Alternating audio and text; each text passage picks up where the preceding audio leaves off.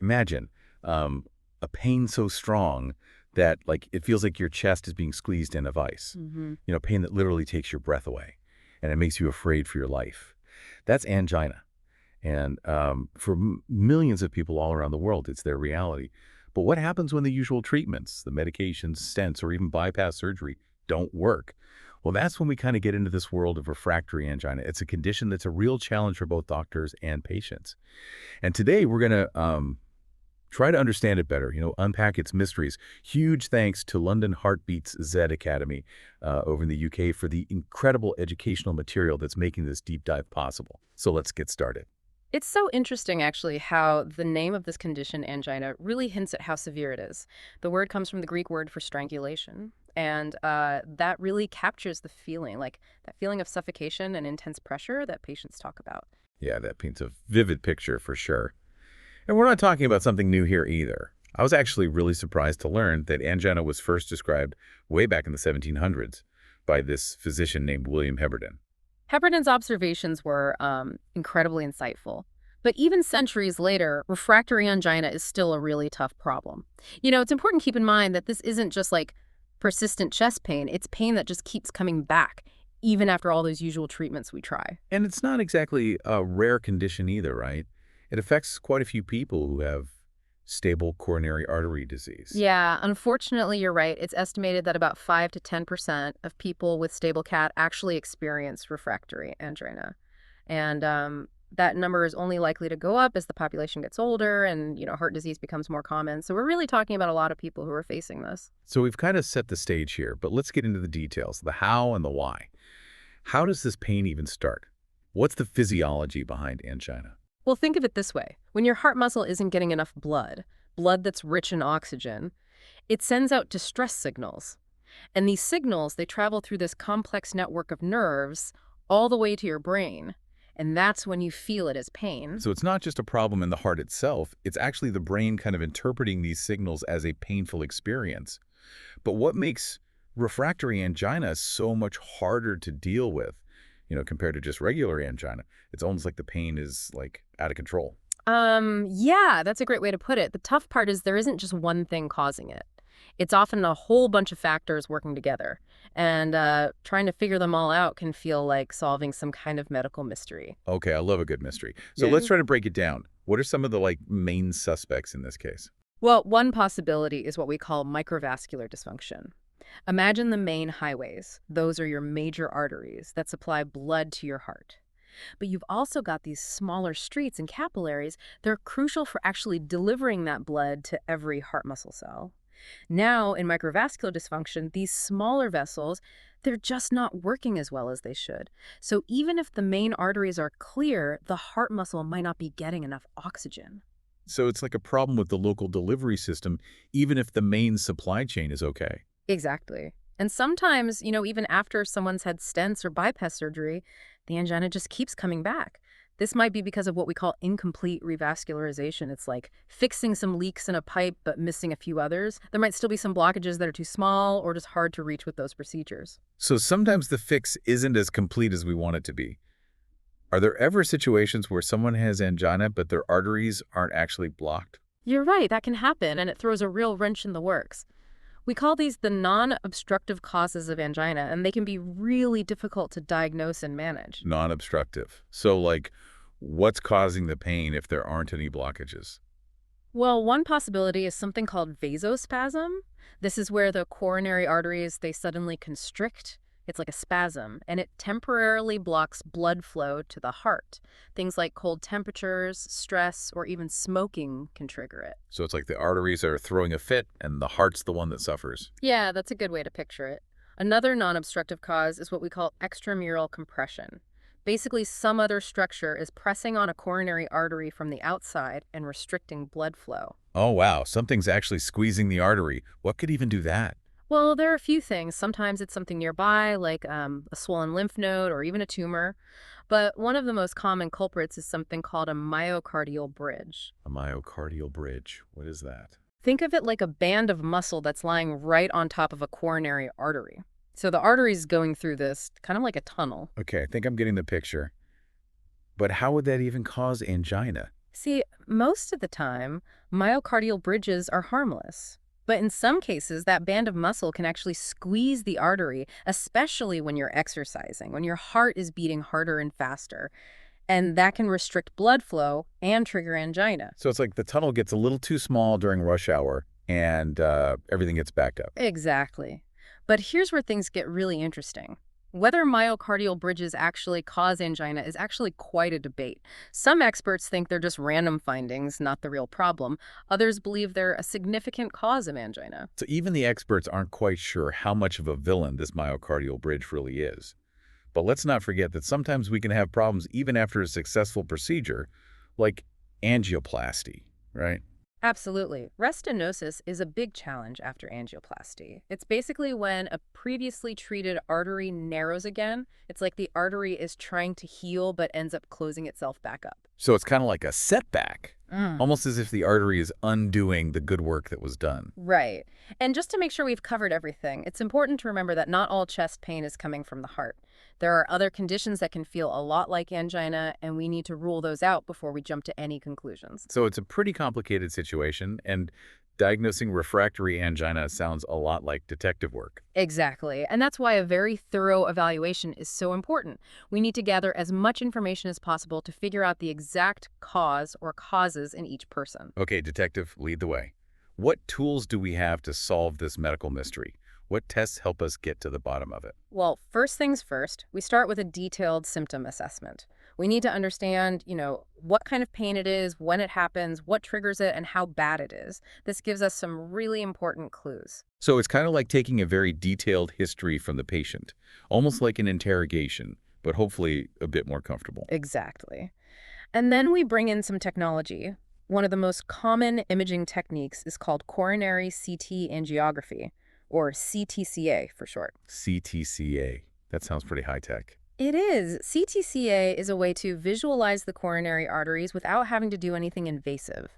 It allows us to see if there are any blockages or any other unusual things going on with the structure. It's like getting a detailed map of the heart's roads, seeing where the potential roadblocks might be. That's a great analogy, but sometimes we have to go beyond just looking at the structure of the arteries. We need to see how well they're actually working, how the blood is flowing through them, and that's where functional imaging comes in. Okay, functional imaging. What's that all about? There are a few different types of functional imaging tests, but they all basically involve stressing the heart, either by having the patient exercise or by giving them medication. And then we use imaging to see how the heart responds. This helps us find any areas that might not be getting enough blood flow when the heart is working harder. So we're basically putting the heart through a test and seeing how it handles the pressure. That's Mhm. really clever. What are some examples of these functional imaging tests? Well, one that's commonly used is stress echocardiography. It uses ultrasound to create images of the heart as it beats. Another is stress MRI, which uses magnetic fields and radio waves to get detailed pictures. And then there's myocardial perfusion imaging, or MPI. It uses a radioactive tracer to track how blood flows through the heart. It's like we're equipping the heart with a little GPS tracker so we can see what it's doing. Mhm. But let's say we've done all these tests and we found blockage. How do we know if it's actually causing the angina? That's a really important question. And it brings us to one of our more specialized tests, fractional flow reserve, or FFR. FFR. What is that? FFR measures the difference in pressure across a blockage in a coronary artery. It basically tells us how much that blockage is actually slowing down blood flow. This helps us decide whether a stent is really necessary or if medications might be enough. So it's kind of like taking the artery's blood pressure, seeing how much resistance it's up against. That's a good way to put it. And what's really cool is that FFR can also be used to look at the impact of those myocardial bridges we talked about earlier. It can tell us whether a bridge is actually squeezing the artery enough to warrant intervention. Wow, that's amazing. So we have this whole arsenal of diagnostic tests, from basic imaging to these very precise measurements. But once we've gathered all the clues and solved the mystery, what's next? How do we actually treat refractory angina? Well, ultimately, the goal of treatment is threefold: to get the symptoms under control, to prevent future cardiac events like heart attacks, and to improve the patient's overall quality of life. That sounds like a good plan. How do we achieve those goals? What tools do we have to fight refractory angina? We usually use a combination of approaches, combining lifestyle changes with medications, and in some cases, more advanced therapies. But let's start with the foundation: lifestyle changes. These are absolutely critical, not just for refractory angina, but for anyone with heart disease. Okay, back to basics. What kind of lifestyle changes are we talking about? It starts with quitting smoking. If you smoke, quitting is absolutely the most important thing you can do for your heart. I think we've all heard that message, but it bears repeating. What about diet and exercise? Are those important too? Absolutely. A heart-healthy diet like the Mediterranean diet is key. It's rich in fruits, vegetables, whole grains, and healthy fats. And regular physical activity is also essential. Even moderate exercise can make a huge difference in improving heart health and overall well-being. So it's about taking a holistic approach, focusing on overall health and not just treating the symptoms. You got it. And another big piece of the puzzle is maintaining a healthy weight. If you're overweight or obese, even losing a small amount of weight can really reduce your risk of heart disease and improve your angina symptoms. So it's all about making changes that benefit your whole body, not just your heart. Right. And let's not forget about taking medications as prescribed. That's crucial for managing any chronic condition, especially refractory angina. So it's not just about taking pills, it's about understanding your medications and working with your doctor to find the right plan for you. Now let's talk about the medications themselves. What are the go-to drugs for angina? Well, there are several different kinds of medications that can help reduce angina and improve blood flow to the heart. One of the first-line treatments is beta blockers. Beta blockers, I've heard of those, but how do they actually work?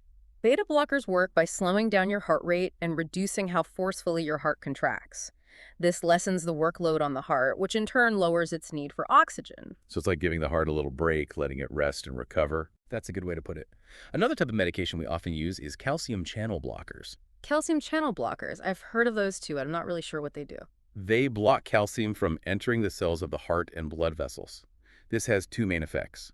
It relaxes the blood vessels, letting them widen and improve blood flow, and it also reduces the heart's contractility, which further reduces its workload. So it's like a two-pronged attack, improving blood flow and taking some of the strain off the heart. Exactly. Now, there are two main types of calcium channel blockers: non-dihydropyridine calcium channel blockers, or non-DHP CCBs for short, and dihydropyridine calcium channel blockers, or DHP CCBs. Okay, two types. What's the difference? Well, non-DHP CCBs mainly reduce heart rate, but they also have some effect on dilating blood vessels. DHP CCBs, on the other hand, mostly focus on dilating blood vessels and don't affect heart rate as much. So one type calms the heart down and the other one opens up the roads for better blood flow. Yeah, that's a good way to think about it. And then we have long-acting nitrates, which also work by dilating blood vessels and improving blood flow to the heart muscle. So it's like a multi-pronged attack on angina, using different medications to target different things. Exactly. And the specific medication strategy really depends on the individual patient and how severe their symptoms are. We often start with a combination of a beta blocker and a DHP CCB, using low doses at first and watching closely for side effects. So it's a bit of a balancing act, finding the right combination and the right dose to get the most benefit with the fewest risks. But what happens if those first medications don't work? What other options are there? That's when we start looking at some of the newer medications that have come out for refractory angina. One that's particularly interesting is ivabradine. It works by slowing down the heart rate, but it doesn't affect blood pressure or the heart's ability to contract. So it's like a fine-tuning tool for heart rate, Yeah, targeting it specifically without messing up other important functions. exactly. Another drug we sometimes use is nicorandil. It's kind of a multitasker. It dilates blood vessels, and it might also help the heart use energy more efficiently. And then there's ranolazine, which has a really unique way of working. It helps the heart use energy more efficiently, so there's less strain on the heart muscle. So ranolazine is like giving the heart a boost in its energy management skills. That's a good way to think about it. And finally, there's trimetazidine. It works by changing the way the heart metabolizes energy, which might help it use oxygen better. So we've got this whole collection of medications, each targeting angina in a slightly different way. It's like a toolbox, and the doctor has to choose the right tool for the job. But what happens when even these newer medications don't help enough? What else can we do? You're asking all the right questions. And that's where things get even more interesting. We'll explore those other treatment options in the next part of our deep dive. So welcome back. Last time we were digging into, the whole complicated world of refractory angina, that chest pain that just won't quit even with the usual treatments. We found a whole bunch of possible causes like microvascular dysfunction and those controversial myocardial bridges.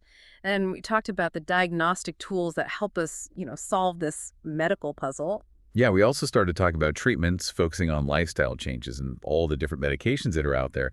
But you kind of hinted that there's more to the story, right? Treatments that go beyond pills and changing your habits. I'm really curious to show what else we can do about refractory angina. You're right. We've got more tools in the toolbox. For some people, we might need to consider some more advanced therapies. One option is something called lipid apheresis. You can kind of think of it like dialysis, but for cholesterol. Dialysis for cholesterol, that sounds pretty serious. What exactly does it involve? Basically, with lipid apheresis, we filter the blood to get rid of harmful lipids, especially something called lipoprotein. It's really hard to control that with just medications. So it's like giving the blood a good cleaning, scrubbing out all that stubborn cholesterol that can build up in the arteries. Yeah, that's a good way to picture it. And for some patients with refractory angina, this can be a real game changer. Lipid apheresis can significantly lower cholesterol levels. It can even improve the health of the lining of the blood vessels, which can help blood flow better. That's incredible. But is this a common treatment for refractory angina? Or is it more of a last resort kind of thing? It's usually something we reserve for patients who have really high lipid levels and haven't responded well to other treatments. It's a more involved procedure than just taking pills, so it's not for everyone. But for those who need it, lipid apheresis can really make a big difference in their lives. Okay, so we have this pretty powerful tool for dealing with cholesterol. But what about treatments that address the actual structural problems in the heart? I'm thinking about procedures like angioplasty and bypass surgery. Do those have a role in treating refractory angina? They can, but it's not always so simple. Remember, we're talking about refractory angina here, which means those usual suspects have already been dealt with and the pain is still there. So procedures like percutaneous coronary intervention, or PCI, which is basically angioplasty with stenting, can be effective, but they're not always a sure thing. Right, so we can't just keep stenting and bypassing forever. There are limitations, and sometimes the problem is more complicated than just a blockage in a big artery. Exactly. That's why it's so important to carefully evaluate each patient and figure out the best way to go. For some people, PCI might still be a good option, especially if they have what we call chronic total occlusions, or CTOs. These are complete blockages in a coronary artery. They can be tough to treat, but new techniques in PCI have made it possible to tackle even the most complex CTOs, which could really help patients with refractory angina. So even in the world of interventional cardiology, there's always innovation and improvement going on. That's really good to hear. But what about cases where PCI isn't an option, or if it hasn't worked to relieve the angina?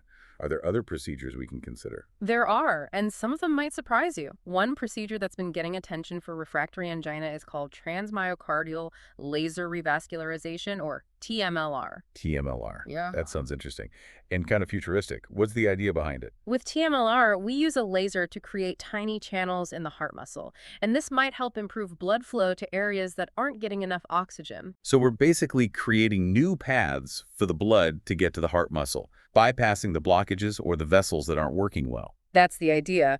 We're still studying exactly how TMLR works, but there's some evidence that it might stimulate the growth of new blood vessels. That's called angiogenesis. It could also be interrupting nerve pathways that are involved in transmitting pain signals, so that could be contributing to the relief of angina symptoms. That's fascinating. So it's like giving the heart a little boost with a laser to help it heal itself and manage pain better. That's one way to think about it. And for those myocardial bridges we talked about, where a band of muscle is pressing on an artery, there's a surgical procedure called unroofing that can help. Unroofing. So are they actually removing the roof of that muscle tunnel that's squeezing the artery? That's exactly it. By surgically removing or dividing that band of muscle, we can take the pressure off the artery and improve blood flow. It's more invasive than TMLR, but it can be a good option for some patients. It's amazing how surgeons can actually go in and reshape the heart's anatomy to make it work better. It's truly remarkable. And let's not forget about radiation therapy. It might sound surprising, but radiation can actually be used to treat restenosis, which is when an artery narrows again after it's been treated. So we're using radiation to kind of zap those troublesome arteries and keep them open. That's the basic idea. Radiation therapy can help stop those cells from growing and causing the artery to narrow again, but it does come with some risks and limitations. Right, every treatment has its pluses and minuses. But what about treatments that don't involve any surgery or invasive procedures? Are there any non-invasive options for refractory angina? Absolutely. In fact, non-invasive therapies are a really important part of managing refractory angina. One of the most important ones is cardiac rehabilitation. Cardiac rehabilitation, I've heard of that, but what exactly is it? Cardiac rehab is a structured program that combines exercise, education, and counseling to help patients improve their heart health and overall well-being after a heart event or a diagnosis of heart disease. It's a comprehensive approach that addresses not just the physical aspects of recovery, but also the emotional and psychological challenges that often come with heart disease. So it's kind of like a boot camp for the heart, helping it get back in shape and giving patients the tools to take control of their health. That's a great way to put it. And for patients with refractory angina, cardiac rehab can be particularly helpful. Exercise helps improve cardiovascular fitness, which can reduce angina symptoms. Education empowers patients to understand their condition and make healthy choices.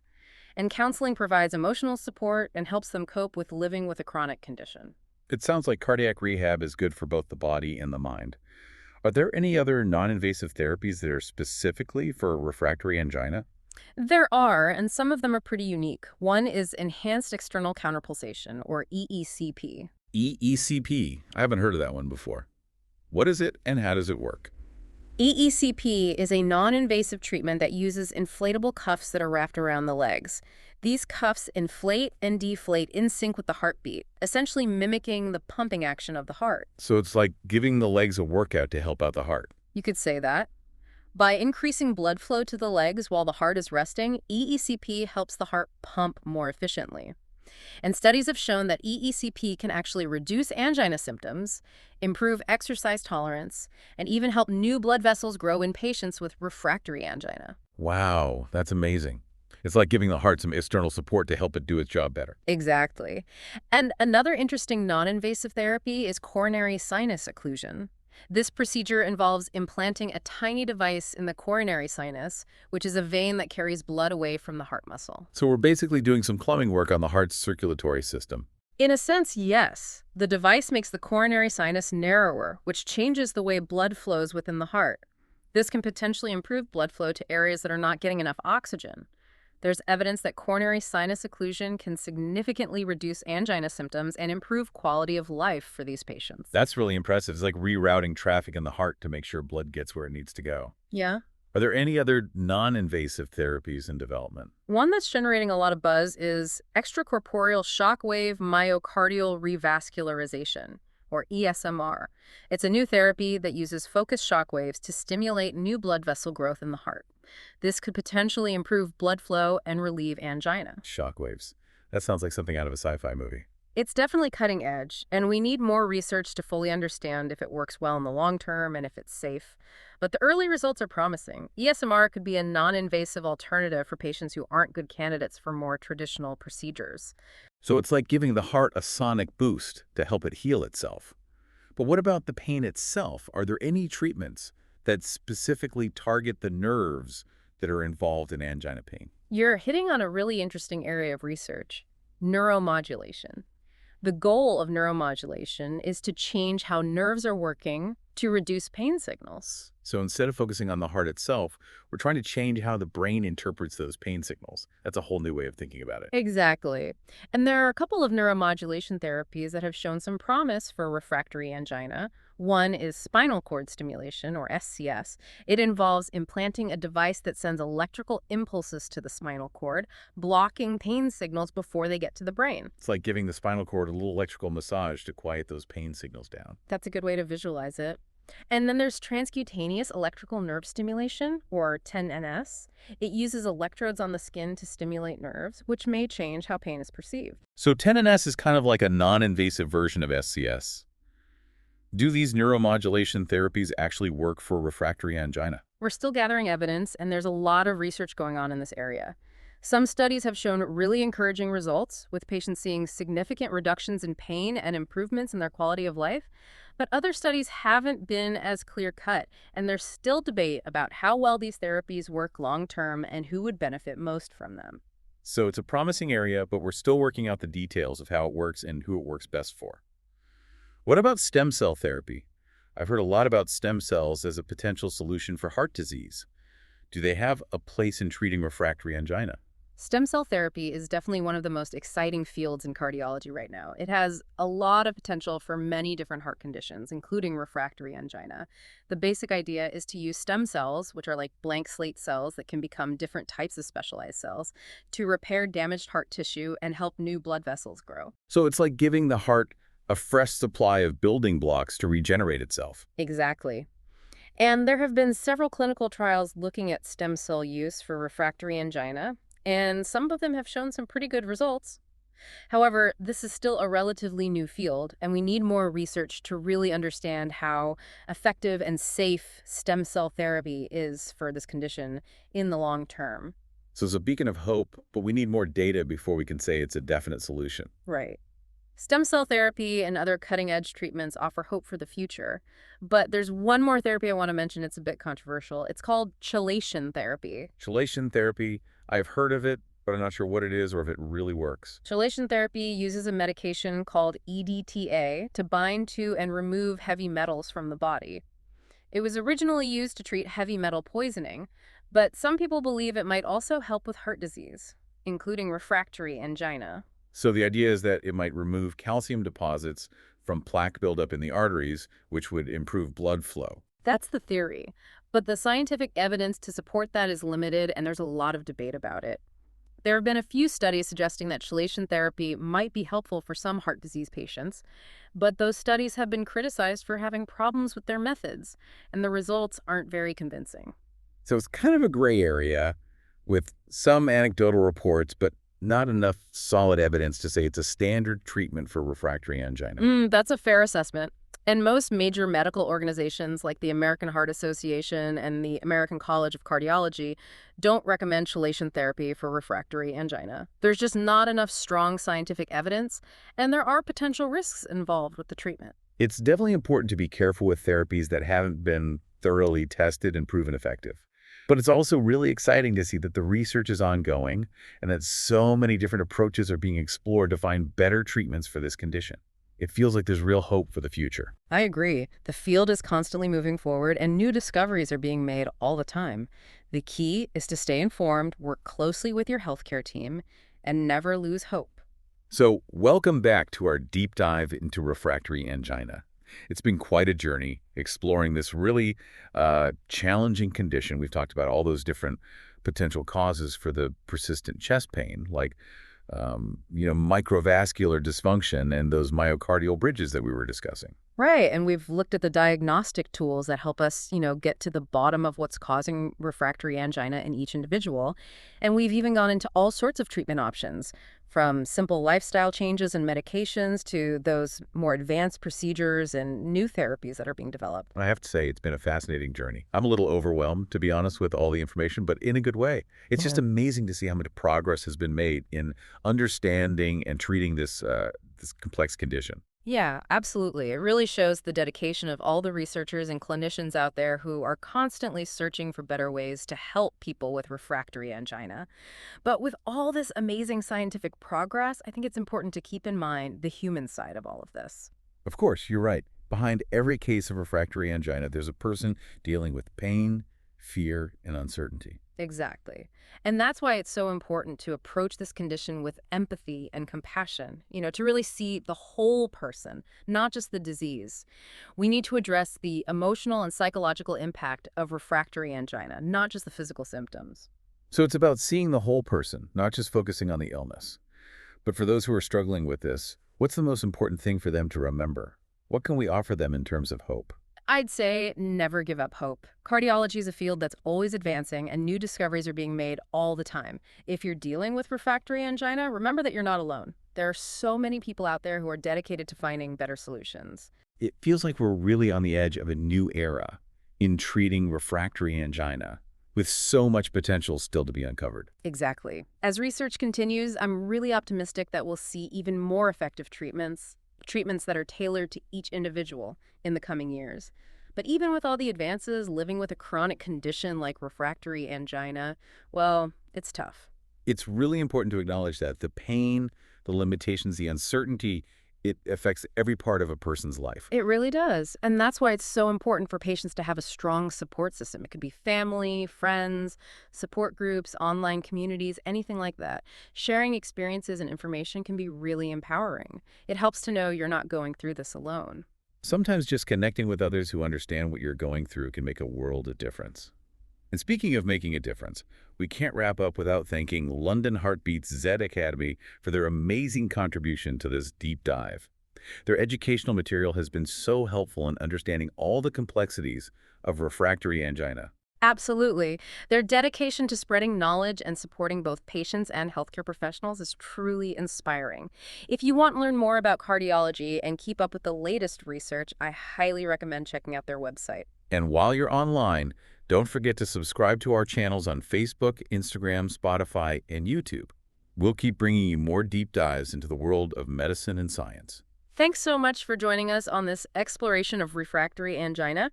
Stay curious, stay informed, and most importantly, never give up hope.